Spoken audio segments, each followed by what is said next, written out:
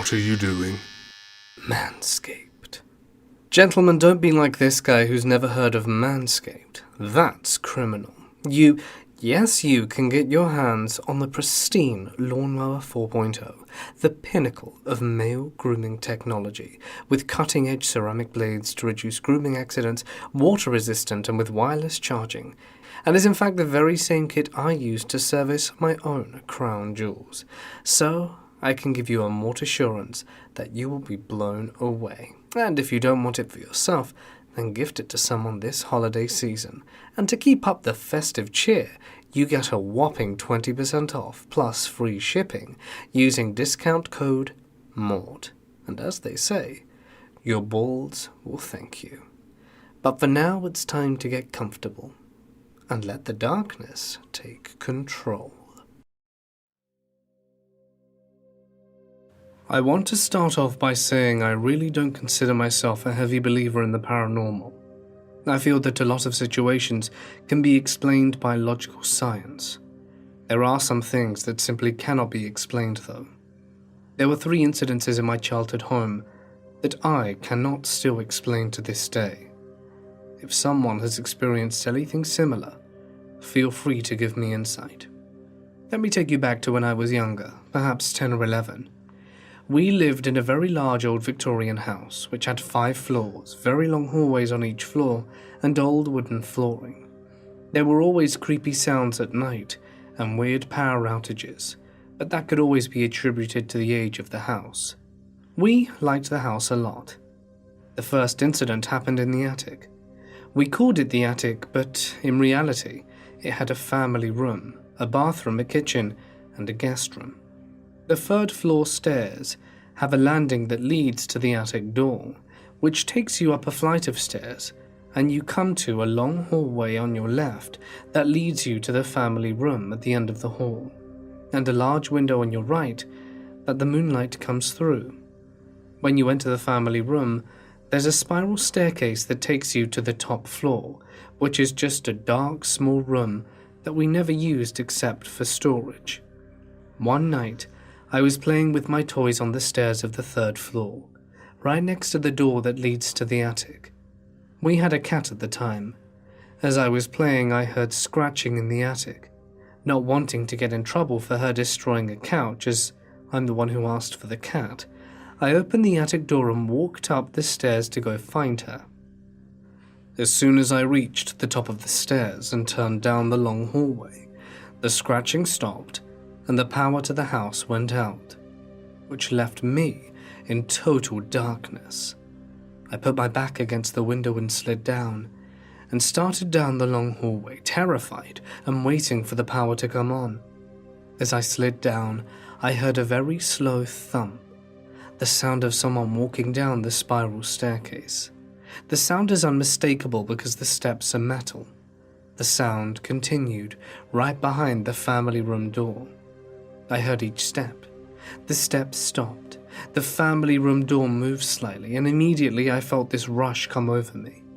I got so cold, and my heart started beating in such a way I felt it actually move my chest. After a few seconds, the door bolted open, and something started sprinting down the hallway at me.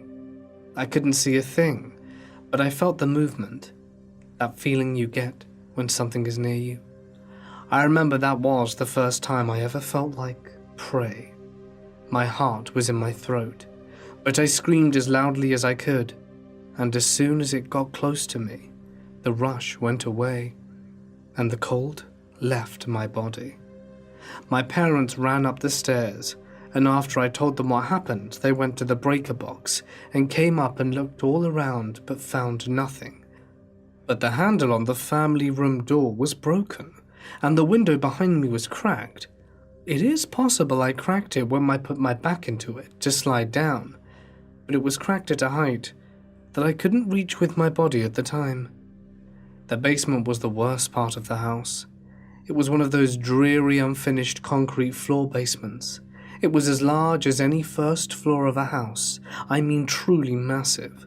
When you open the door, the short stairs looked like you're going into a cellar, and when you come down the stairs, you have to walk for several steps in the dark to find the string of light and pull it.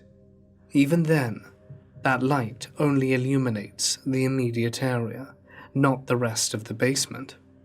There are several lights like this the further you go, each one with a string to pull. To the left is the rest of the basement. It goes all the way back, and then there's a cove tucked to the left where the dogs sleep. It's out of the line of sight. Since there's a small window in the cove, it casts this bluish-black light in the morning and night from the moon. One early morning around 5 a.m. I had to go feed the dogs since my dad was out of town. I hated when it was my turn because the basement always gave me a terrible feeling. I would always call the dogs to meet me at the stairs so that I didn't have to walk down the stairs in the dark alone.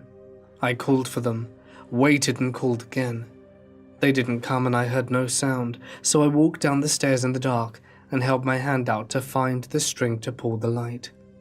As I reached for the light, I saw movement at the end of the basement near the cove, and my breath caught in my chest. I pulled the light fast, and the bulb popped with a quick burst of light. In that moment I saw a man standing at the end of the basement. He didn't disappear like in the movies though, and I wish he had. In the dark he was a sliver of moonlight from the cove window. I can still see him standing there with his back to me. He didn't move at all, and his head was cocked to the left in such an unnatural way, at an angle where his neck had to have been broken. He was probably 40 feet away from me. As I stood there trying to force a scream through my throat that felt like it was locked up, I couldn't look away. And in those few seconds I stared, I saw it. It was less of a man and more of a thing. It had white translucent skin and looked gangly. I literally and honestly pissed myself standing up. I lost all control. I think the pee snapped out of me because I felt the warmth of my leg, and I started backing away. And as I backed away, it sprinted to the left towards the cove where the dogs were, and I ran up those stairs, and I chipped my tooth falling into the stairs, still chipped to this day, and I slammed the door shut and locked the latch. I called my mum down, and we called the dogs from the top of the stairs. No response. We went down there, and both dogs were huddled together in the corner of the cove. It took them 5 minutes to leave the corner and come up. We had to pull them apart and walk them with us holding their collars. The last one is short and simple, and probably the worst experience I had in that house. In that same basement, there's a furnace room to the left of the stairs about 15 feet away from the stairs. It's dark and cramped, and has all kinds of luggage and extra supplies in it. The day before Thanksgiving, we were preparing for family to arrive. My mother sent me to get the Thanksgiving table decor, or whatever it's called, and as I walked down the stairs I saw the furnace room door was cracked. I stopped dead in my tracks. That door was never left open. We were always told to close it so that the dogs don't go in there. Really, my parents made a huge deal out of it, and I stayed on the stairs and stared at the door. I felt the hair on my neck raise, and my fists clench out of instinct. As I stare in the crack of the door, I see half a smile in one eye. The smile was so close to being human, but so far at the same time. I can't explain it. It was as though something had been observing humans to mimic them, but just couldn't get the face right. As I ran up the stairs, I heard the creak of the furnace door opening further, slammed, and locked the door. And that was the last time I ever went into the basement. From that point on, my parents never made me go back down there and delegated my basement chores to my siblings, even though I know that they don't believe me. It was a nice gesture, and I was thankful for it. Since we moved, I have never experienced anything abnormal in our house. I'm 26 now, and have never had any issues with the paranormal since then. I like to rationalize by telling myself it was fear and my brain playing tricks on me. But part of me deep down knows that it wasn't. From the time I was born until I was around 6 years old, my family and I lived in a townhome close to my city's community college. It wasn't particularly old, and as far as my parents knew, the house had no dark past to speak of. There was a good chance the house was built on old farmland, and there was certainly a Native American presence in the area long ago. But the house itself was totally normal. My parents moved into the house in 2001 and hadn't had anything out of the ordinary occur until I was born, sometime around late 2004 to early 2005. This is the first odd experience my family had in the house, as told to me by my mum. My mum was very close friends with her supervisor, Christy. Christy was over at our house quite often, since my mum often consulted her for help with work, and she would usually bring her son over to play with me. On this particular day, it was just her. My mum and Christy were down in the kitchen talking at the table. My dad was upstairs in one of the bedrooms changing my diaper. My mum goes up to use the bathroom, which was just across the hall from the kitchen by the front door, and Christy stays at the table. As my mum is in the bathroom, out of nowhere she hears a woman's voice she doesn't recognize saying something along the lines of, "Hello, handsome." My mum, thinking a neighbor has come over to say hello, thinks nothing of it, and when she comes out of the bathroom she asks Christy if anyone's come over. Christy looks at my mum baffled and tells her that no one has entered the house and that she hadn't heard a woman's voice. As Christy and my mum look around the house puzzled, my dad comes downstairs holding me and asks, "Who stopped by to say hello?" He'd heard the same woman's voice. No one could figure out where the voice had come from or how both my mum and dad, on 2 separate floors at the time, had both heard the same voice. Christy told my mum she got a weird feeling in the house, but my parents just wrote it off and figured it was just a strange coincidence. But this proved to only be the beginning. It was around this time that my mum began capturing these strange balls of light in every picture she took around the house. Now my mum acknowledges herself that capturing a picture or two containing an orb is nothing out of the ordinary, considering orbs can be caused by dust or tricks of the light. But this was different. These orbs were appearing in every picture she would take. My mum cut the camera strap off her camera, tried using disposable Kodak cameras instead of our digital one, and got the house deep cleaned several times, took pictures in different parts of the house to avoid light contamination, and even bought an entirely new digital camera. But alas, the orbs still appeared in every single photo. There are hundreds of photos sitting in albums in our living room with these massive orbs in them. These orbs will show up later in the story. My mum hosted a group of mothers for young babies at our house, and Christy also happened to be a part of this group. One day the group was over at the house and seated in a circle in our living room, when suddenly Christy looked up towards our couch and screamed, pointing towards it. She looked at my mum in a panic and shouts, "There's a man standing behind your couch!" The rest of the group looked over to see no one. It wouldn't have been possible for there to be someone behind the couch anyway. The couch was pushed up against the wall. Christy grabbed her son and ran out of the house. And although she and my mum remained friends, they haven't seen each other in years, but they're still friends on Facebook, Christy refused to enter the house ever again. Christy had seen the pictures containing the orbs, since they were actually pictures of me and her son together that showed the orbs floating around us. But seeing this man behind the couch was the last straw. She stuck to her word and never returned to the house for the remainder of our time there. It was around this time that my parents began to feel off in the house, especially when spending time in the basement and in my bedroom. My mum would try as hard as she could to avoid spending too much time in the basement, and both of my parents have told me that they feel like they were being watched as they tucked me into bed some nights. And then one day, the activity presented itself while my dad was at work. For a little backstory, I'm not sure if anyone else has experienced this as a child, but I was absolutely obsessed with these classical music CDs called Baby Einstein. They had these weird puppet creatures that represented different artists and composers, and all of the CDs were narrated by the same woman, whose name escapes me now. Anyway, I was in the living room asleep while my mum was in the kitchen cooking. She was playing one of the Baby Einstein CDs over some speakers that we had, so that I wouldn't wake up and bother her as she cooked. As she was cooking, she starts hearing what sounds like a woman talking over the music. My mum could tell it wasn't the narrator, since this woman sounded a lot younger and was talking during one of the pieces, and the narrator only came on between songs. At first, my mum thought she could have just been overhearing someone talking outside, and although my mum couldn't make out exactly what the woman was saying, she described it to me as if hearing the woman having a conversation. She sounded happy, and my mum could hear the tone of her voice changing as she talked. When my mum looked out the blinds of the kitchen window, she saw no one.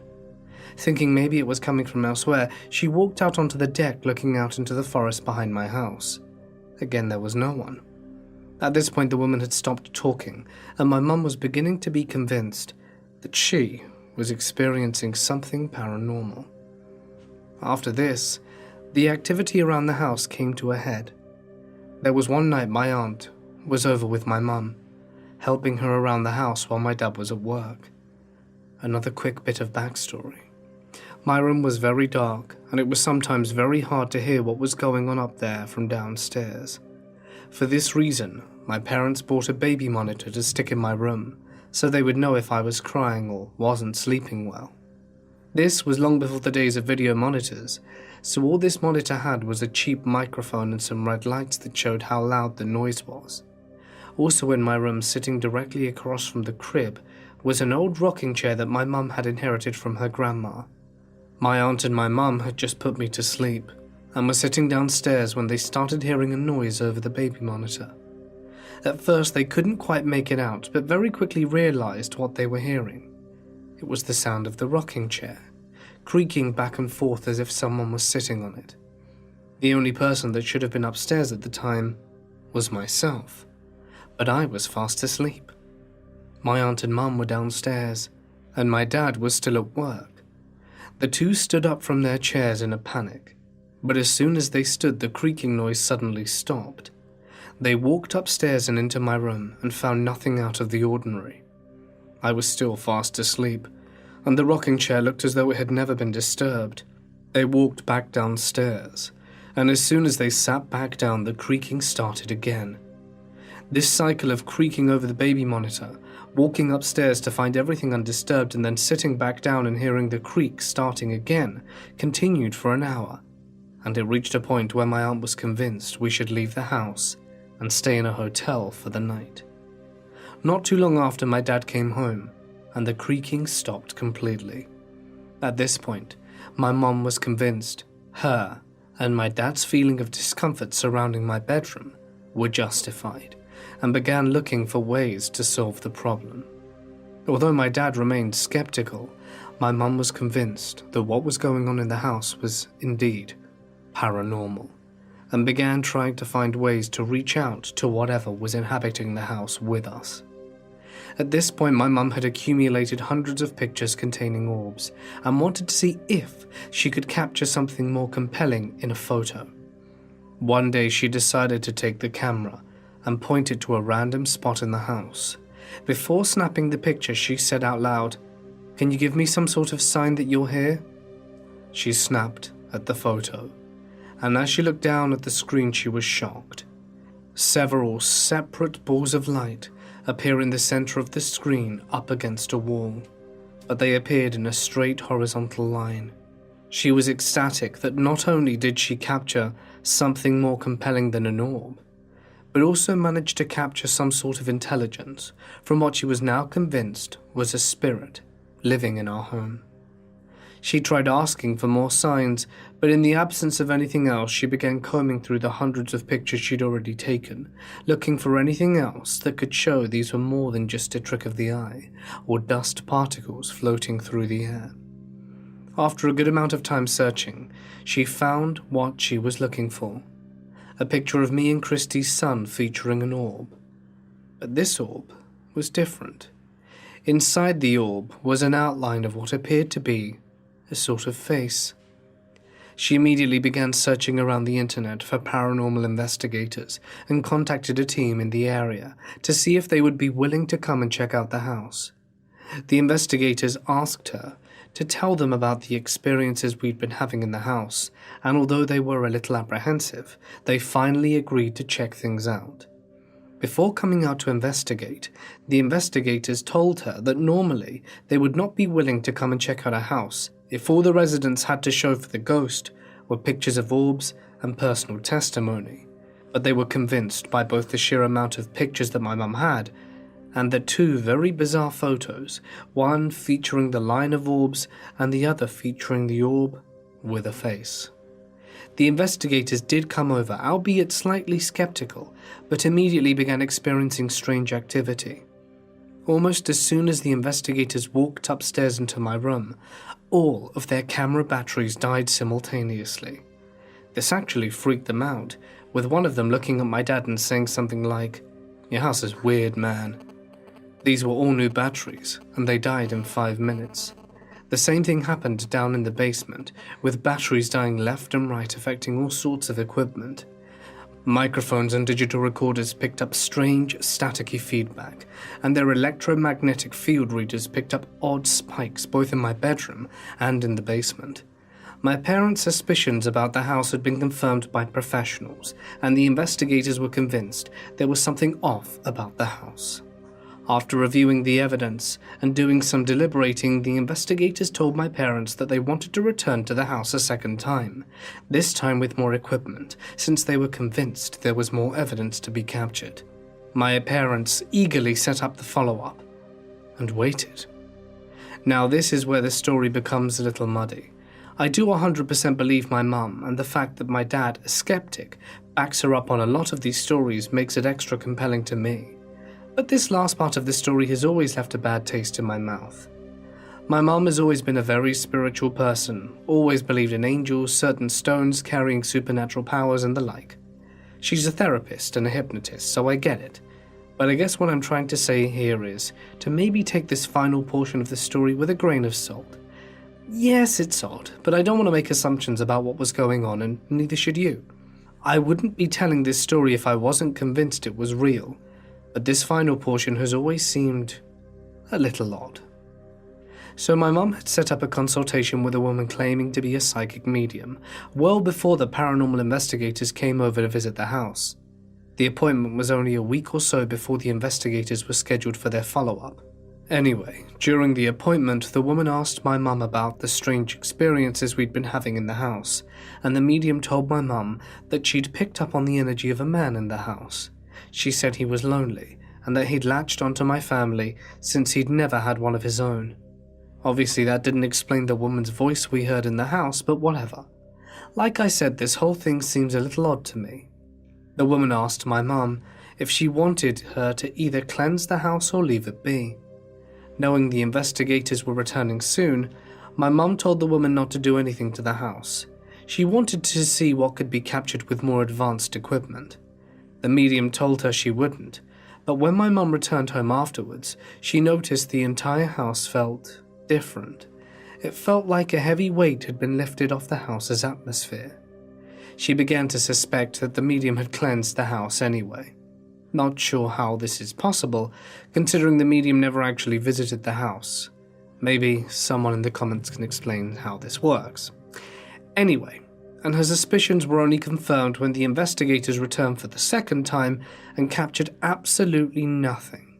No bizarre EMF readings, no cold spots, no electrical malfunctions, not a thing.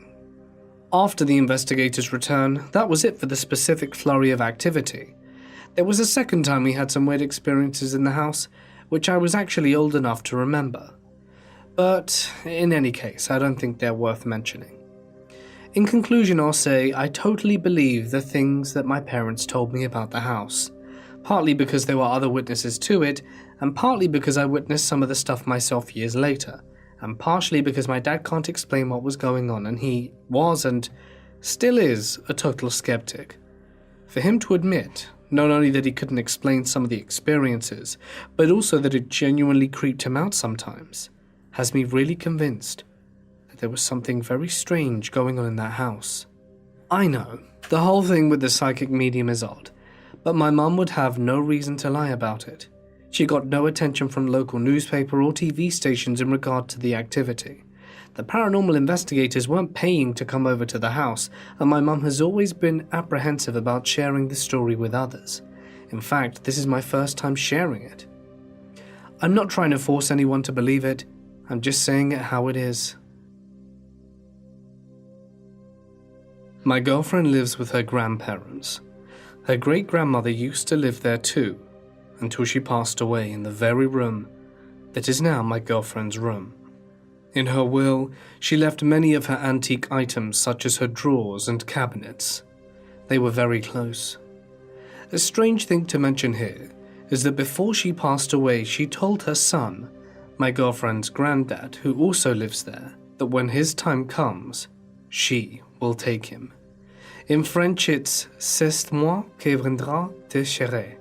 We live in Quebec. Anyway, for the sake of me telling the story, let's call him Roger.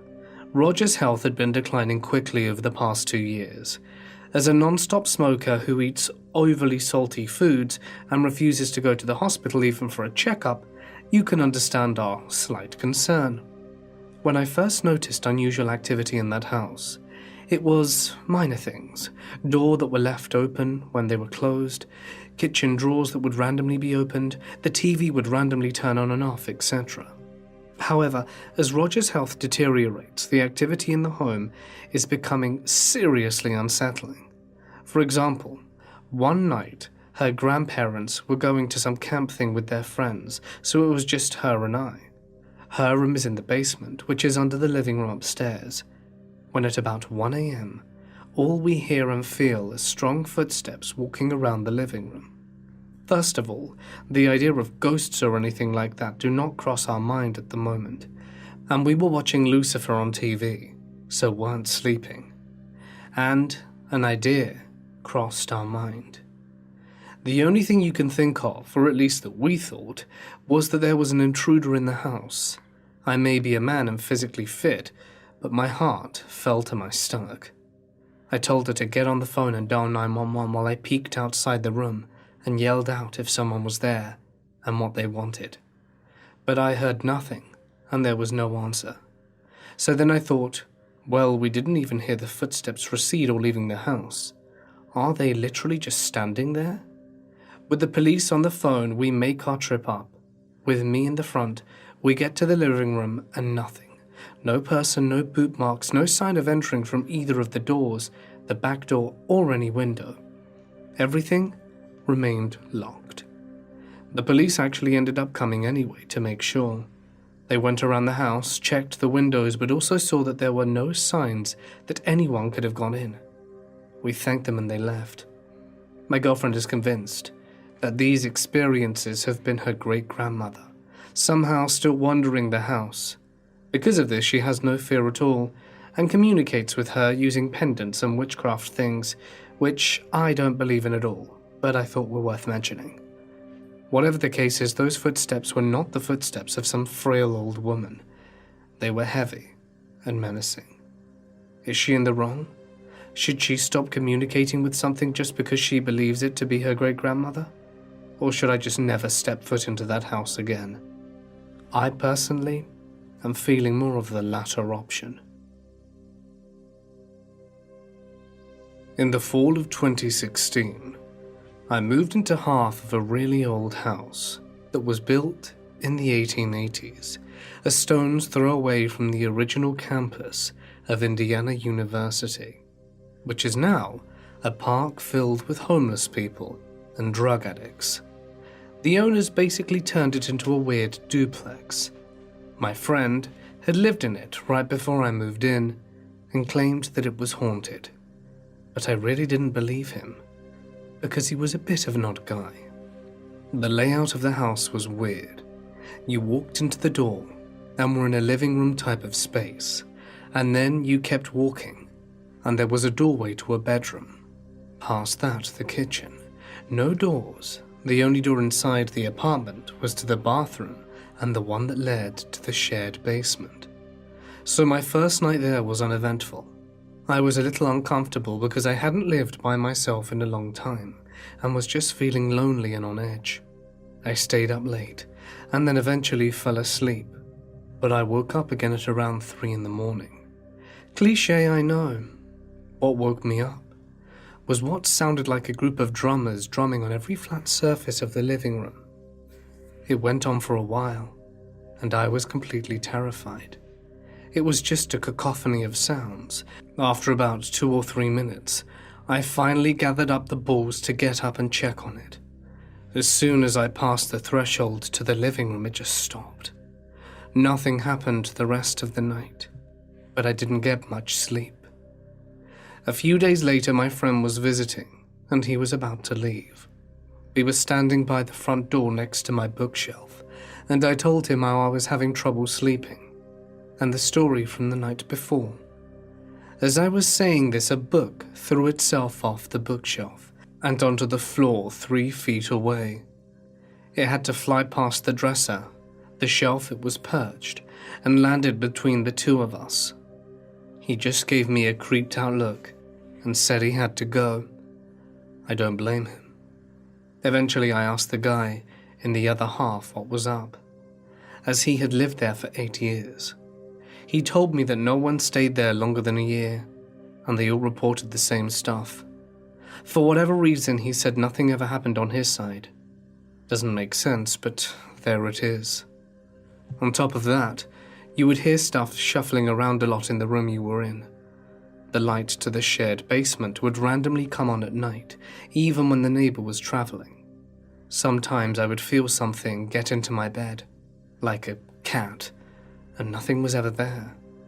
Even after I ended up with a pair of cats, I had a lot, and I mean a lot, of nightmares while there. That was the bulk of it. But I have 2 stories that were more notable, and here they are. The first one was when I was woken up sometime in the middle of the night to a loud crashing sound. So in the living room there was an old electric organ with about 6 inches of clearance from the wall. I stashed a folding chair like you would buy in IKEA in between the organ and the wall. The crashing sound was the folding chair being unfolded and slammed into the middle of the room. By this point I already had the cats, and they were just sitting there staring at me when I came into the room. The second, I will admit, may have a conventional explanation, but I find it so much more scary if it were paranormal. I'll let you decide. At some point I reconnected with an old friend who'd moved home from California when his father got cancer. He ended up living with me, which was not ideal because, as I said earlier, there were no doors, no privacy. But we became close friends. Being poor, we made it work. So he ended up dating this girl who lived about 3 blocks down the road and would often leave and sleep over there. I got him a job where I worked 9 to 5, and we would alternate driving to work in the morning. Anyway, one night he's over at his girl's house, spending the night, and I went to bed. Sometime in the night he came back home, and he went to use the bathroom, which was in my room. Remember, no doors? So he had to walk past my bed to use the toilet. I wake up. He's there taking a leak, and I can see the light on under the door. When he's done and turns off the light, he lays down to sleep on the couch. It's winter, and the cats had been escaping and coming back late at night, and one of them had been outside earlier, so I wonder if he had come in with my roommate, and if not, if he would have seen him coming home and waiting at the door. So I decided to get up and check. I go to the door, open it, but there's no Luke. I close the door, and he is sitting right there by my feet with his sister. Okay, I look at the couch. The roomie's already fast asleep as usual. All is good and I go back to sleep. In the morning I wake up and my roomie's gone. I go about my routine and step out to smoke a cigarette while my car warms up. As it gets closer to 9, I begin to debate leaving him to drive himself when I see him coming sprinting down the sidewalk. We get in the car and start for work. I ask him what time he left in the morning to go back to his girlfriend's house. He said he was there all night. I just about crapped my pants. I know for a fact the door was locked because the door had some ancient lock design that locked automatically every time you used it. And I also know for a fact that my cat was outside, and in the morning he was back inside. I really don't know what to make of it, but it was really unsettling. And just for fun, a small third story. I said earlier my house was not far from a park that junkies and the homeless frequented. In the summer of 2017 it was late, and I heard a bunch of noises on my porch, so I went to investigate. There were two dudes huddled right by my steps with a flashlight, and I asked them what they were doing. They replied using English words, but not something I would describe as a language, and they started walking towards that park, through my yard, and the whole time one of them was just calling back to me, "Hey, it's the dark. Sorry." As a child at the age of 4, my family moved into a newly constructed house in the middle of Tennessee, and this is where my first contact with entities happened. One of the first nights I was there, I will always remember walking into my parents' walk-in closet. As I walked in, I felt a cool and refreshing wind blow over me, and saw an entity that looked like a man made of TV static standing at the doorway to the attic. I felt completely at peace and happy. However, I ended up passing out in the closet and pissing all over my mum's shoes. Later on, as I grew to be about 14, I saw a burnt face and manacled hands floating around my room by the door. I remember thinking that the thing hated me and everything about me, and the intensity of its malevolence made me pass out. The next day, I would walk through the area where the entity appeared and occasionally see it from the corner of my eye. I would routinely see shadows moving out of the corner of my eye, of men in big hats and cats and dogs. One day I saw these shadows, and all of a sudden my sister screamed bloody murder. I ran into their room and saw movement out of my peripherals fleeing. My sister said that a big cat, not our cat, jumped on her and pinned her down. Both my sisters saw it.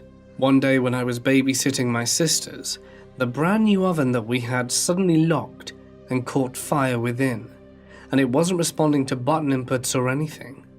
The fire alarm went off and I called my dad to come home, and he turned off the gas under the oven. There was no explanation for the oven incident whatsoever. My friend, who was local, told me that the site of our house had 3 older houses before that had all burnt down in that one spot. Strange occurrences continued at the house, doors opening and shutting. My sister told me recently that after I'd left for the military, she saw a face out the window while she was reading on her phone. Lightning flash and the silhouette of a ladder falling. Then a mangled face pressed onto the screen of the window.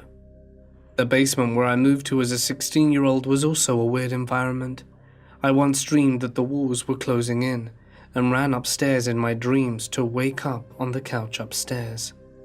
My best friend and I, under no influence of drugs, also simultaneously hallucinated that we were at a McDonald's.